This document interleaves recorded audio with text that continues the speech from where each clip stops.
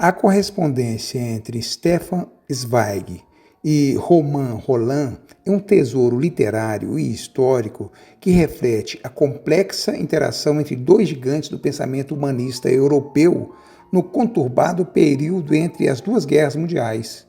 Para além de sua relevância individual enquanto documentos biográficos e intelectuais, essas cartas revelam o esforço de ambos os autores em construir uma ponte de diálogo entre culturas, ideias e sensibilidades durante uma das épocas mais tumultuadas da história europeia. Stefan Zweig, que viveu entre os anos de 1881 e 1942, foi um escritor, biógrafo e dramaturgo austríaco amplamente conhecido por suas novelas, biografias, memórias e ensaios sobre figuras históricas e literárias. Nascido em Viena, em uma família judaica de classe média alta, Zweig cresceu em um ambiente culturalmente rico. Ele estudou filosofia e literatura, desenvolvendo um interesse profundo por questões humanistas e pacifistas.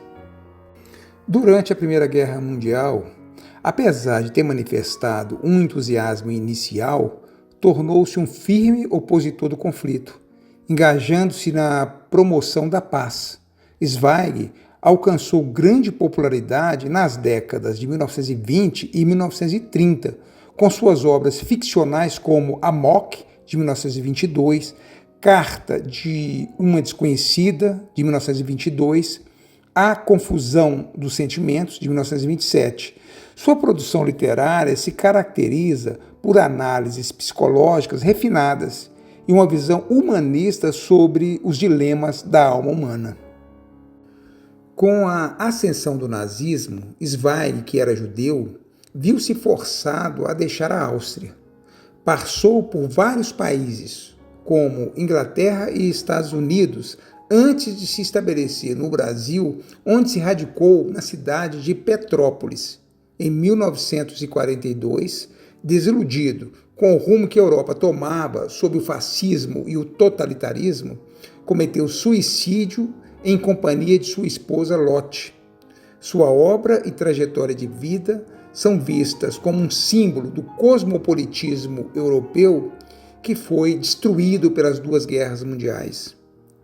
Em sua vasta bibliografia, há um livro que aprecio muito, O Mundo de Ontem, uma obra de memória e reflexão histórica que reflete uma perspectiva intimista e nostálgica sobre a Europa do fim do século XIX e início do século XX, com foco nas transformações culturais e políticas que culminaram nas duas guerras mundiais.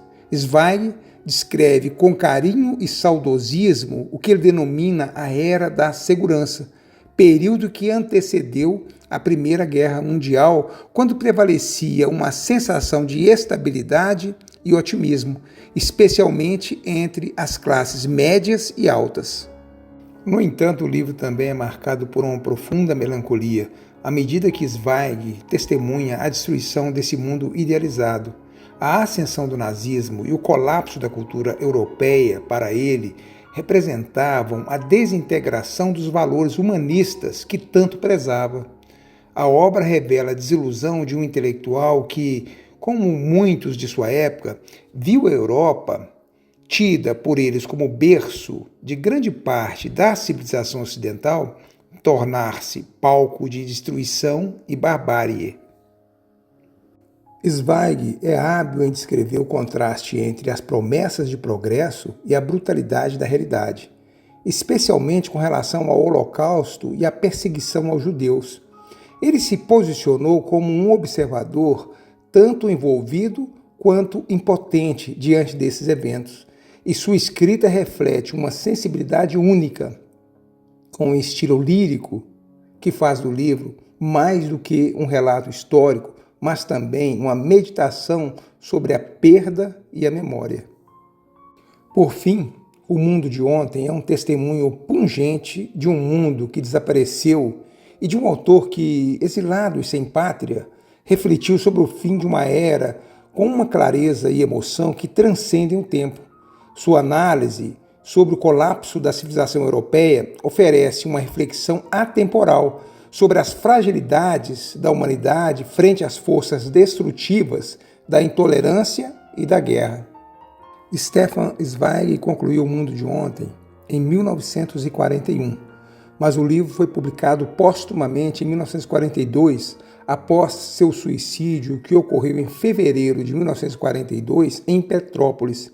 As circunstâncias que levaram à escrita e à publicação da obra estão profundamente ligadas ao exílio e à desilusão de Zweig com os rumos da Europa. Viena, no início do século XX, e especialmente durante a juventude e a vida adulta de Stefan Zweig, era uma metrópole vibrante, repleta de efervescência cultural e intelectual.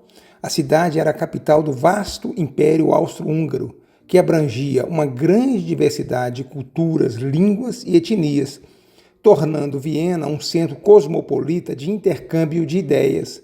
Na virada do século, a cidade experimentava uma peculiar tensão entre a tradição imperial e os impulsos modernistas que começavam a florescer nas artes, na música, na literatura e na psicanálise. Viena era um dos principais centros da vida cultural europeia, e Zweig testemunhou o auge dessa época. Era o período da chamada Belle Époque, marcado pelo surgimento de grandes figuras como Sigmund Freud, Gustavo Klimt, Arnold Schönberger e muitos outros. Na literatura, Zweig estava no meio de uma cena rica e complexa, influenciada por escritores como Arthur Schnitzler, Hugo von Hofmannsthal. As obras literárias desse período muitas vezes exploravam temas psicológicos profundos, uma característica que se refletiria na própria escrita de Zweig. O espírito da época em Viena era caracterizado por uma busca incessante por inovação e pela quebra de tradições. A Secessão de Viena, um movimento artístico liderado por Klimt e outros pintores, era um exemplo disso, ao desafiar o estilo acadêmico tradicional. A música, com compositores como Schönberg e Mahler, também passava por transformações revolucionárias. A elite intelectual e artística de Viena frequentava os salões literários, os cafés e os teatros. Esses locais, como o Café Central, eram pontos de encontro regulares para debates políticos, filosóficos e literários. Zweig, assim como muitos de seus contemporâneos, absorvia essas influências e participava ativamente dessas trocas. Ele era conhecido por sua vasta rede de contatos internacionais e por suas correspondências com escritores e pensadores de diversas partes do mundo, como Romain Rolland. A capital era um centro de fervor político, com uma crescente tensão entre o conservadorismo do Império Habsburgo e os movimentos de esquerda, além do nacionalismo que fervilhava nas diversas regiões do Império. A complexidade desse cenário político é frequentemente explorada nos escritos de Zweig, que mantinha uma postura humanista e pacifista, especialmente durante e após a Primeira Guerra Mundial. A Viena de Stefan Zweig era também a cidade de Sigmund Freud, o pai da psicanálise, cujas teorias sobre o inconsciente e os sonhos começaram a influenciar fortemente a literatura, a arte e a sociedade. Essa atmosfera intelectual, voltada para a exploração das profundezas da mente humana, influenciou a obra de Zweig, que se interessava pelos dilemas psicológicos e pelas crises de identidade. Sua escrita, muitas vezes, mergulha nas motivações internas de seus personagens, refletindo essa influência freudiana. Apesar de toda essa exuberância cultural, o mundo de Viena também vivia uma certa fragilidade. A cidade, em seu esplendor multicultural e cosmopolita, estava à beira de um colapso, que se materializaria com a Primeira Guerra Mundial e o fim do Império Austro-Húngaro em 1918. Esse período de transição de um império estável para uma Europa fragmentada marcou profundamente Zweig e é um tema recorrente em suas obras, especialmente em sua aludida autobiografia O Mundo de Ontem, publicada em 1942. Ele descreve essa era dourada de Viena como um tempo de segurança, elegância e progresso, mas também com uma nostalgia melancólica, ciente de que aquele mundo jamais voltaria.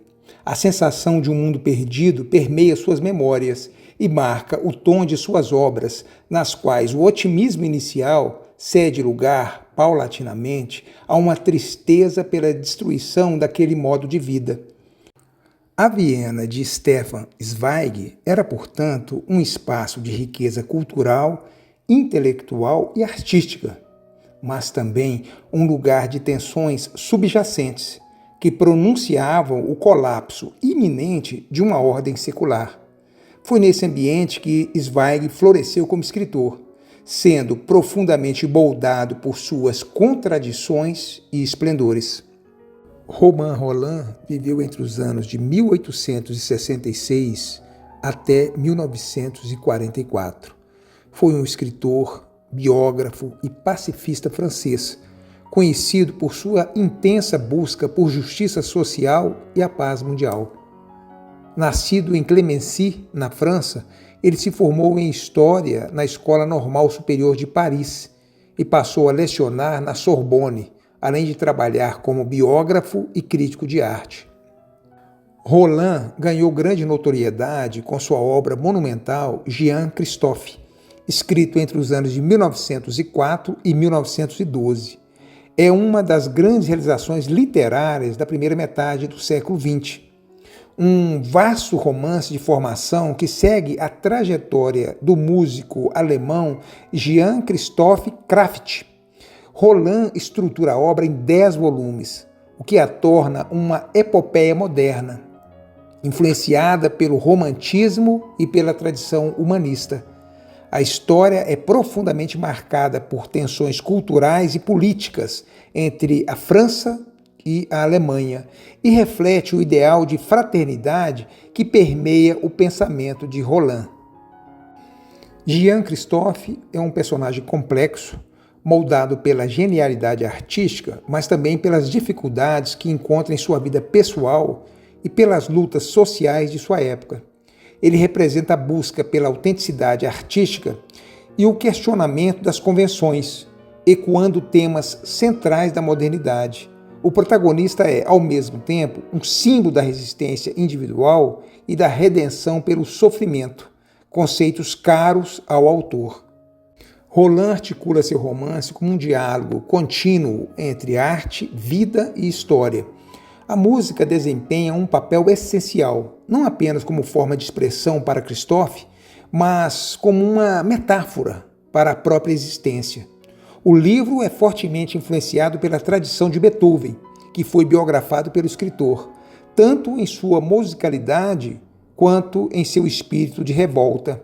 Do ponto de vista crítico, Jean Christophe é uma obra ambiciosa e visionária, mas sua extensão e densidade podem ser vistas como desafiadoras. O idealismo de Rolland e sua fé inabalável na arte como meio de transformação social às vezes parecem ingênuos quando colocados contra o pano de fundo das crises históricas que se aproximam, como a Primeira Guerra Mundial. No entanto, o romance permanece uma leitura envolvente para aqueles que se interessam pelas tensões entre o indivíduo e a sociedade, e pela relação entre a criação artística e as forças que moldam a vida humana. A obra também se destaca por seu apelo internacionalista e humanista, algo raro na literatura da época, refletindo a busca de Rolland por uma ética que transcende as fronteiras nacionais. Em suma, Jean Christophe é uma meditação profunda sobre a condição humana e a arte, ao mesmo tempo uma obra imponente e um testemunho do pensamento idealista de Romain Rolland. Este trabalho lhe rendeu o Prêmio Nobel de Literatura em 1915. Essa portentosa obra já foi traduzida e publicada no Brasil em 5 alentados volumes pela inovidável editora Globo de Porto Alegre em 1961. Tenho aqui comigo essa preciosidade, há muito fora do mercado, e poderia dizer, para concluir com esses versos do poeta e xará Carlos Drummond de Andrade, no poema Biblioteca Verde, abre aspas, sou o menino mais rico dessas redondezas, orgulho não, inveja de mim mesmo, ninguém mais aqui possui a coleção das obras célebres, fecha aspas. Durante a Primeira Guerra Mundial, Roland adotou uma postura pacifista, escrevendo artigos críticos sobre o conflito e promovendo a busca do entendimento entre as nações, o que lhe trouxe muitos inimigos em ambos os lados do conflito. Sua obra inclui também biografias de figuras históricas e literárias, como Beethoven, Tolstói e Gandhi, pelos quais nutria profunda admiração. Além da literatura, Roland foi um defensor ativo do humanismo e da não-violência, sendo próximo de pacifistas como Albert Einstein e Gandhi. Mesmo durante a Segunda Guerra Mundial, manteve-se firme em seus ideais de paz e solidariedade.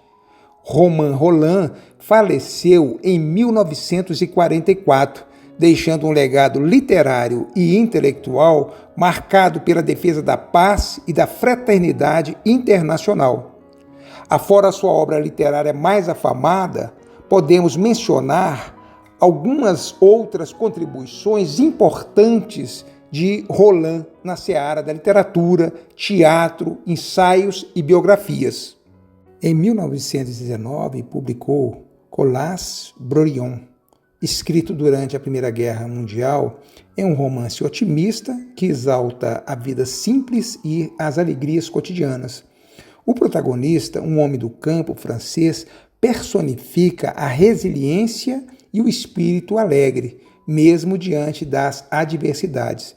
Este livro, em contraste com o tom mais sombrio de outras obras de Roland, celebra o humanismo popular, a conexão com a terra e os prazeres da vida comum.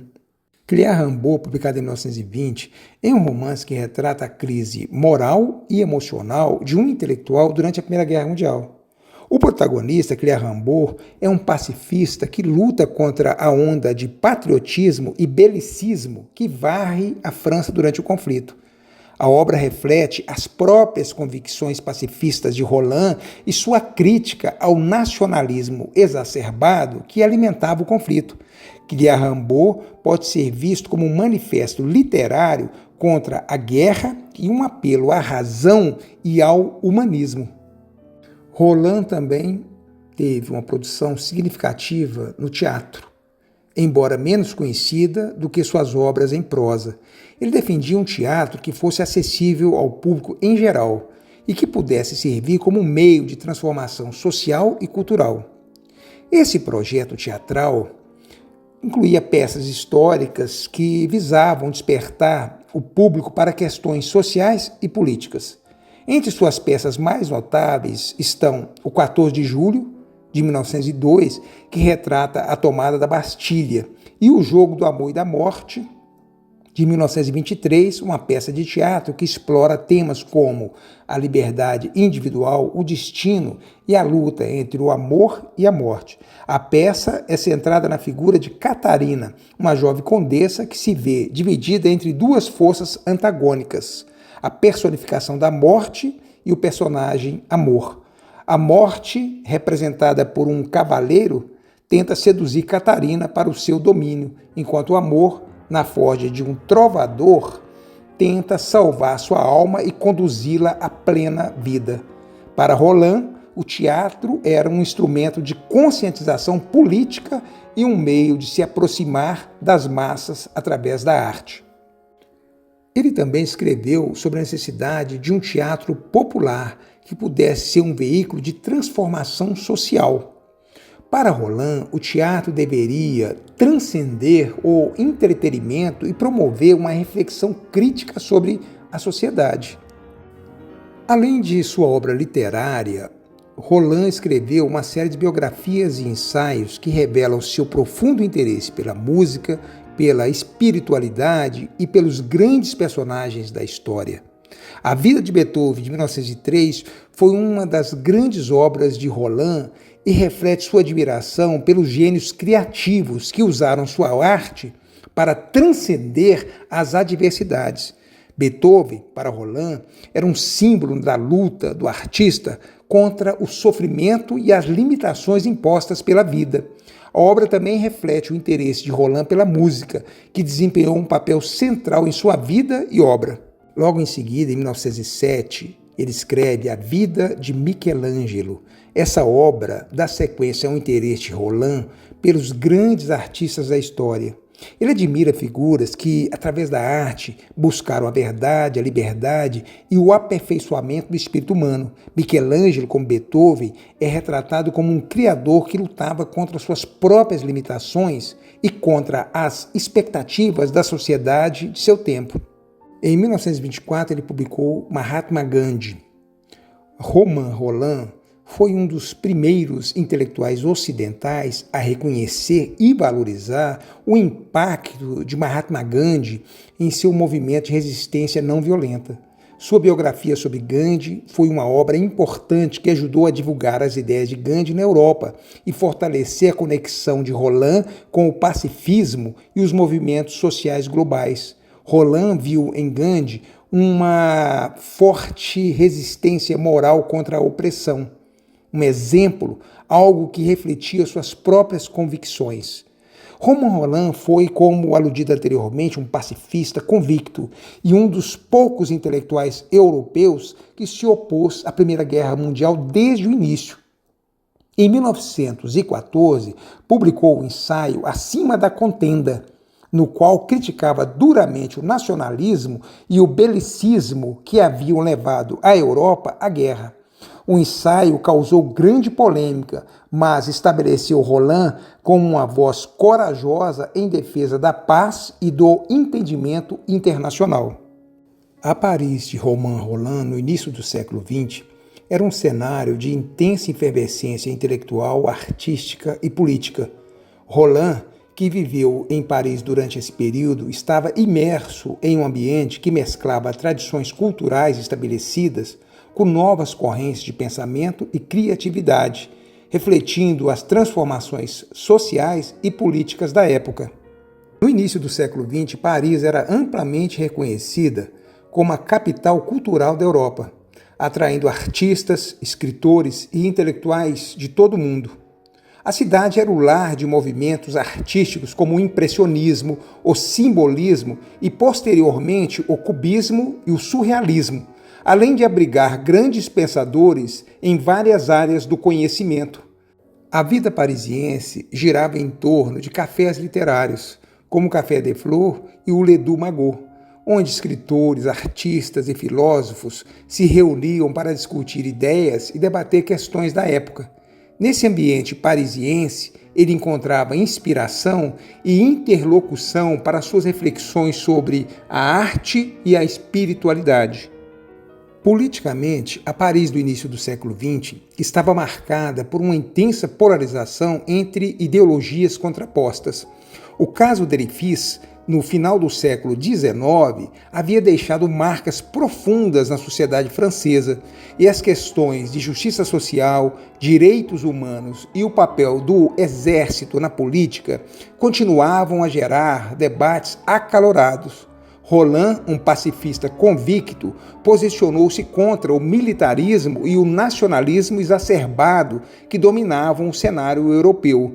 Esse posicionamento se tornaria mais claro com a eclosão da Primeira Guerra Mundial, quando ele se isolaria da crescente onda belicista que tomou conta da França.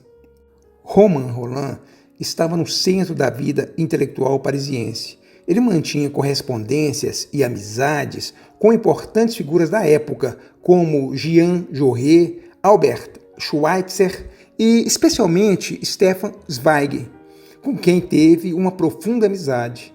Rolland era um defensor do humanismo e do pacifismo, ideias que discutia amplamente com outros intelectuais que frequentavam os círculos culturais da cidade.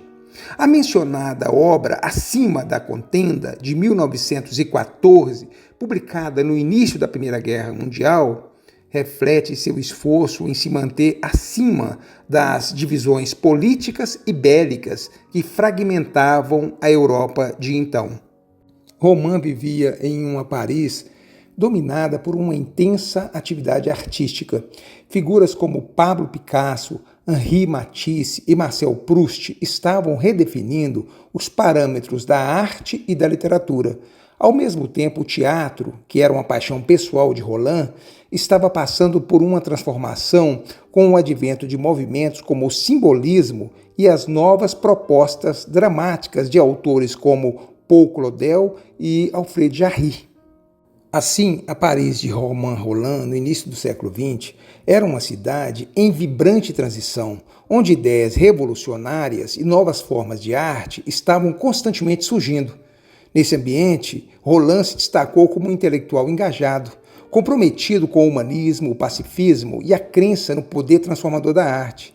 Ele viveu e produziu em uma Paris que era, ao mesmo tempo, um centro de criatividade e também de tensões sociais, políticas e culturais, e sua obra é um reflexo dessas complexidades da época. Como se vê, tanto Zweig quanto Rolland foram intelectuais profundamente comprometidos com a causa da paz, especialmente em um momento de crescente nacionalismo e divisão política. Rolland adotava uma posição pacifista que o fez distanciar-se das paixões nacionalistas da Primeira Guerra Mundial, enquanto Zweig, um cosmopolita convicto e defensor da unidade europeia, compartilhava uma visão semelhante, mas com uma angústia cada vez maior à medida que o fascismo e o nazismo ganhavam força. A correspondência entre os dois escritores, da qual passaremos a tratar, é muito mais do que uma mera troca de cartas entre dois amigos. Portanto, muito mais do que simples trocas amistosas de impressões. Ela é um diálogo contínuo sobre as possibilidades e os limites do humanismo em um mundo que se aproxima da destruição.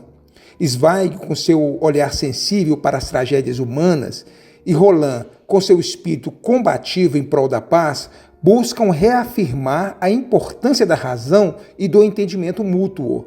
O diálogo entre os dois reflete a busca por um refúgio intelectual em meio à barbárie e à irracionalidade.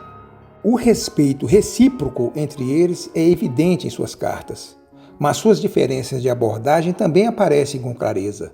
Rolland, mais militante em seu pacifismo, muitas vezes encorajava Zweig a ser mais incisivo em suas críticas aos regimes autoritários, enquanto o austríaco, com sua personalidade mais moderada e introspectiva, hesitava em adotar uma postura mais radical, preferindo o papel do observador e mediador. Essas diferenças enriquecem a correspondência, pois mostram a tensão entre a ação e a contemplação, entre o desejo de mudar o mundo e o temor de que o engajamento político pudesse corromper o espírito artístico. Zweig, sempre sensível à beleza e à criação literária, às vezes parecia mais preocupado com a preservação da cultura do que com a ação direta, enquanto Rolland via a luta pela paz como parte fundamental do papel do escritor. Em certa medida, essa divergência espelha o debate eterno entre o intelectual engajado e o artista que prefere a neutralidade em nome da arte. Vários temas perpassam essa correspondência: a ascensão do totalitarismo, o colapso dos valores humanistas, a angústia diante da guerra mundial iminente e o papel do escritor em tempos de crise.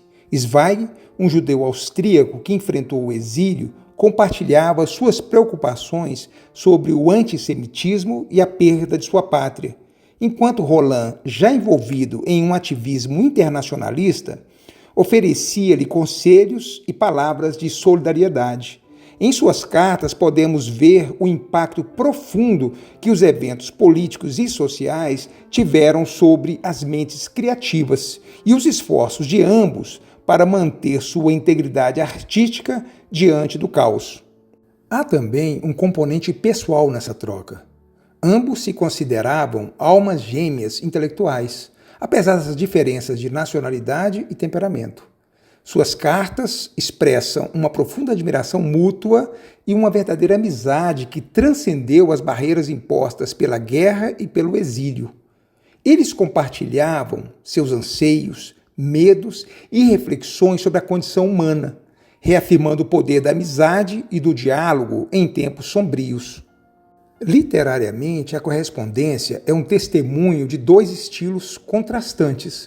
Roland, muitas vezes mais direto e pragmático, demonstra nas cartas a força de sua convicção política e ética, enquanto Zweig, com sua prosa mais lírica e introspectiva, revela uma sensibilidade artística que muitas vezes parecia deslocada em um mundo brutalizado pela guerra.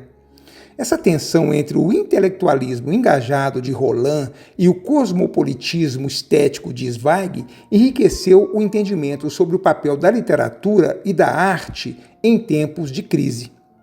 É uma pena que a correspondência entre eles não esteja vertida em português, pois ela não só lança nova luz sobre o relacionamento entre dois dos maiores intelectuais do século XX, mas também sobre o desafio que enfrentaram ao tentar equilibrar seus papéis como escritores e como cidadãos em um mundo que exigia posicionamento. As cartas oferecem reflexões valiosas sobre o humanismo, o pacifismo e o papel do escritor no engajamento político.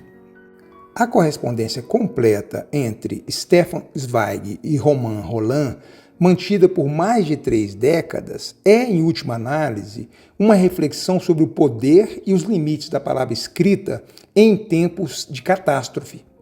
Por meio deste diálogo, vemos a fragilidade da cultura europeia, mas também a resiliência de um ideal humanista que ambos os autores lutaram para manter vivo. É um diálogo entre esperança e desespero, entre ação e contemplação. É um testemunho duradouro do poder do intercâmbio intelectual como forma de resistência moral frente à barbárie. Vou fazer a leitura de alguns trechos das cartas trocadas entre eles, as quais são ilustrativas de um diálogo intelectual e humanista entre os escritores. O primeiro trecho da correspondência, vou pensá-lo de uma carta de Zweig a Roland, datada de 13 de março de 1913. Abre aspas. Meu querido mestre e amigo, fico feliz em poder informar que na segunda-feira você encontrará o poeta Heine Maria Rilke em minha casa, que almoçará conosco. Não sei se você conhece seu trabalho. Em minha opinião, ele é o poeta mais puro, doce e artístico que possuímos. Um homem soberbo e modesto, um exemplo para todos nós, por sua arte e sua vida. Eu o admiro desde criança, de longe, e estou feliz que você esteja conhecendo-o. Fecha aspas. Esse trecho da correspondência entre os dois escritores revela alguns aspectos significativos das relações literárias e intelectuais da época, bem como a admiração de Zweig por Heine Maria Rilke.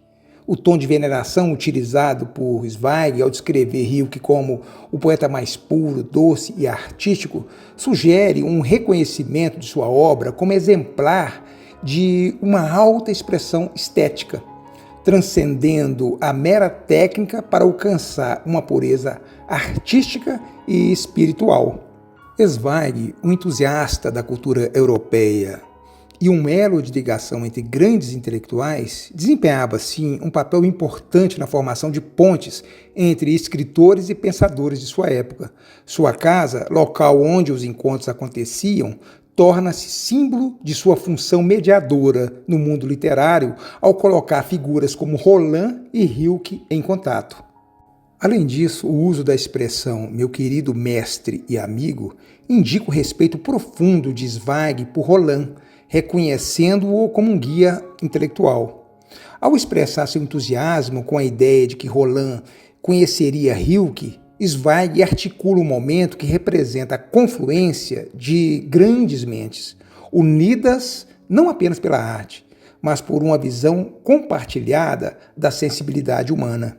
Vamos agora a um segundo trecho de uma segunda carta de Zweig a Roland, datada de 27 de agosto de 1913. Abre aspas. Termino meu trabalho sobre Dostoiévski. Estará pronto no Natal e acredito que será definitivo. E agora, caro mestre, um pedido. Publicarei os 3 ensaios, Balzac, Dickens, Dostoiévski, juntos em volume. Os grandes tipos do romancista da sociedade, da família e do indivíduo e da humanidade. E ouso dizer que será um bom livro. Bem, você me permite dedicar este volume a você? Sinto a necessidade de agradecer publicamente por seu admirável esforço moral e artístico, e não consigo pensar em nenhuma homenagem tão espontânea entre artistas quanto a dedicação de um livro considerado um sucesso. Você, então, caro mestre e amigo, me permitirá inscrever seu nome na primeira página e dar-lhe este livro mais do que qualquer outro? Fecha aspas. Nesse trecho da correspondência, Zweig expressa sua profunda reverência por Roland e seu desejo de dedicar a ele um volume de ensaios que considera ser uma importante realização intelectual.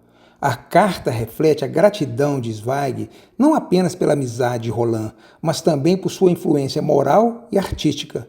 Ao mencionar que o livro será composto de ensaios sobre Balzac, Dickens e Dostoiévski, ele sugere uma estrutura que explora diferentes dimensões da narrativa. A sociedade, a família e o indivíduo, representando assim um programa abrangente do romance europeu. Em um terceiro trecho de uma carta agora de Roland para Zweig, datada de 2 de setembro de 1913, em resposta à última de Zweig a ele, Roland diz o seguinte, abre aspas, meu caro amigo, você não poderia me dar maior prazer do que dedicar-me seu volume sobre esses 3 homens que admiro e amo acima de todos os outros. Estou mais tocado por isso do que posso dizer. Obrigado. Fecha aspas. Esse trecho da correspondência revela a reciprocidade de afeto e respeito intelectual entre os 2 escritores. Roland, em resposta ao pedido de Zweig para dedicar-lhe seu volume sobre Balzac, Dickens e Dostoiévski, expressa gratidão e emoção de uma forma profundamente calorosa e pessoal. A frase, você não poderia me dar maior prazer, indica que Roland, além de admirar os autores que serão tema do livro, também valoriza enormemente o gesto de reconhecimento de Zweig. O modo como ele se sente mais tocado por isso do que pode dizer, demonstra que essa dedicação transcende o aspecto formal de uma homenagem. A gratidão de Roland sugere que ele percebe a profundidade desse tributo, como uma expressão genuína de amizade e respeito mútuo. Agora o 4º trecho de uma carta enviada por Zweig a Roland, datada de 15 de janeiro de 1915, já em plena Primeira Guerra Mundial. Abre aspas. Na Galícia e na Polônia, há mais de 1 milhão de cadáveres, homens, cavalos, animais domésticos mal enterrados, e o exército pode esperar uma epidemia na primavera, de modo que todas as atrocidades da guerra talvez tenham sido brincadeira de criança. A população está morrendo de fome, os campos estão devastados, os animais abatidos. 4 milhões de homens fizeram 3 viagens pesadas de ida e volta a este país pobre, sobre o qual, na próxima primavera, a bandeira amarela da peste, da cólera, desinteria e do tifo será hasteada. Essa epidemia, todos os médicos me confirmaram, vai soar a sentença de morte para a guerra. Mas por que esperar por esse fim, este horror final? A guerra tinha limites, as epidemias não têm nenhum. E então se espalharia por toda a Europa e se fariam sentir mesmo em países neutros. Fecha aspas. Esse trecho da correspondência entre os 2 escritores, após 1 ano e meio do primeiro conflito mundial, ilustra a profunda angústia e horror que Zweig sente em relação à Primeira Guerra Mundial e às suas consequências humanitárias. É uma descrição vívida e trágica da devastação que assolava a Europa Oriental na época, especificamente a Galícia e a Polônia. Zweig pinta um quadro apocalíptico do cenário de destruição, com mais de 1 milhão de cadáveres, incluindo tanto homens quanto animais, que foram mal enterrados, antecipando o surgimento de epidemias na primavera. A carta de Zweig não é apenas uma acusação contra a destruição física e humana da guerra, mas também uma antecipação daquilo que viria como um colapso moral e civilizacional da Europa.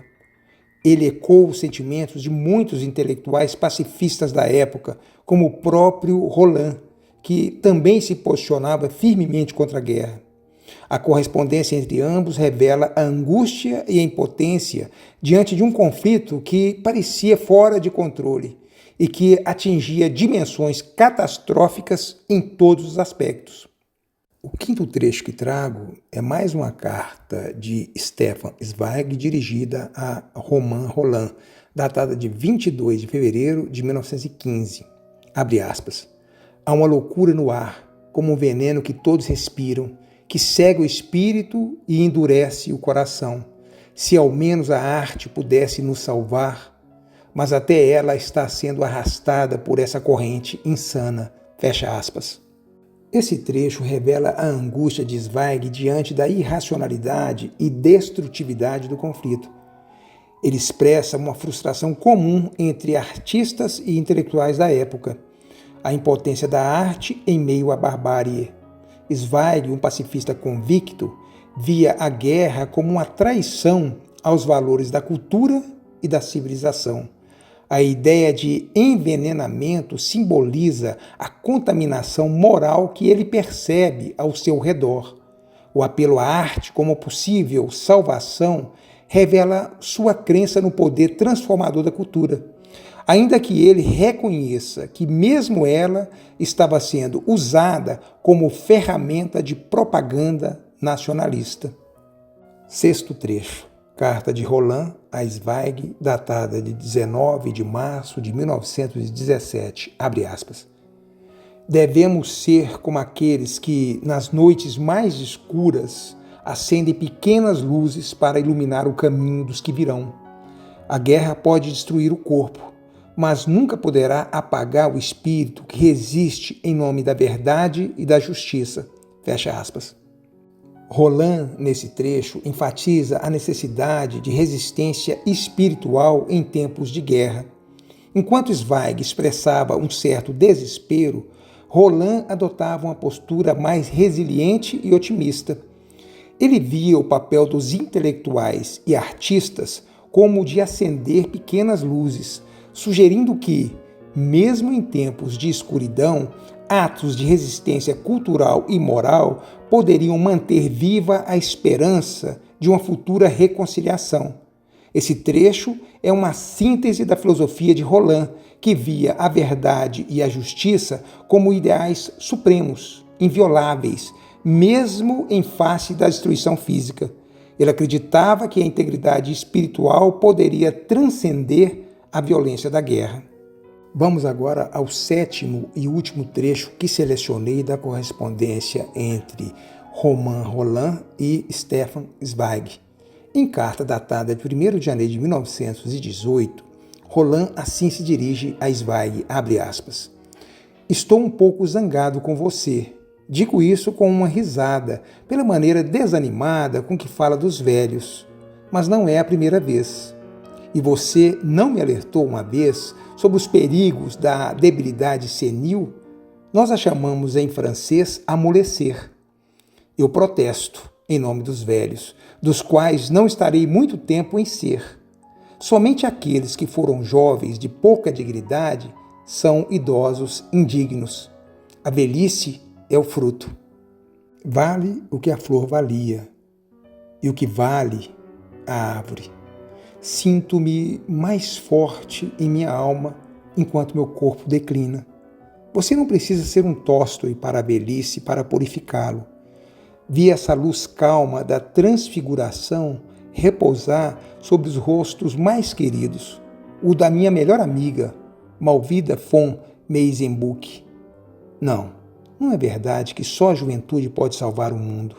Jovens de coração, sim, mas esse não conhece idade, nem raças, nem religiões, nem pátrias, nem sexos, nem idades. Nenhuma barreira para a irmandade das almas, que tem dentro de si um pouco do fogo eterno. Adeus, meu querido amigo. Aperto sua mão com carinho no limiar do ano novo. Fecha aspas. Esse trecho que acabo de ler, dessa carta de janeiro de 1918, revela uma discussão delicada e filosófica sobre a velhice e sua relação com a virilidade espiritual e intelectual. Roland, em tom afetuoso e bem-humorado, repreende Zweig pela maneira desdenhosa como ele aparentemente tratava a velhice em alguns de seus comentários. Zweig havia expressado opiniões que sugeriam uma associação entre a senilidade e a perda de dignidade ou valor. Roland discorda veementemente dessa visão e faz uma defesa apaixonada da velhice, argumentando que ela é o fruto de uma vida plena e que a dignidade na juventude é o que molda a dignidade na velhice. Para ele, a alma pode se fortalecer mesmo no declínio físico, como ele faz citando a amiga muito querida que em sua velhice exibiu uma luz calma de transfiguração. A resposta de Roland ecoa seu ideal de fraternidade universal, onde diferenças como idade, raça, religião ou nacionalidade são irrelevantes diante da comunhão das almas que compartilham o fogo eterno do espírito humano. Sua visão contrasta com a de Zweig ao defender que a capacidade de salvar o mundo não pertence exclusivamente à juventude, mas àqueles que mantêm o coração jovem e o espírito vigoroso, independentemente da idade.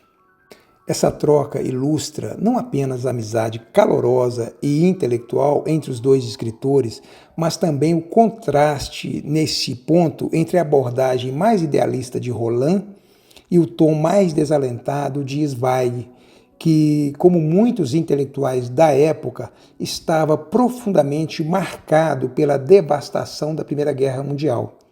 Esses fragmentos da correspondência trocada entre esses dois grandes escritores destacam como, embora ambos fossem pacifistas, as perspectivas de Zweig e Roland divergiam em termos de otimismo.